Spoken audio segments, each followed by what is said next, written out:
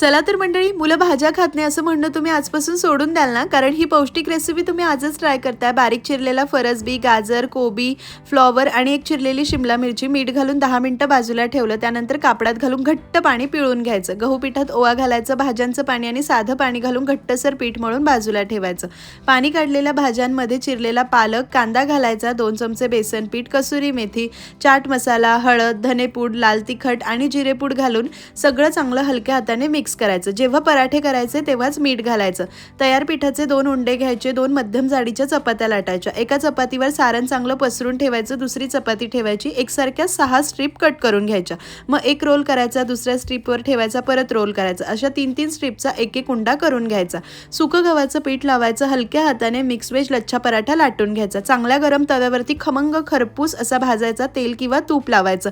करकरीत पराठा तयार. पहा मुलं किती आवडीने खातील, जरूर करा.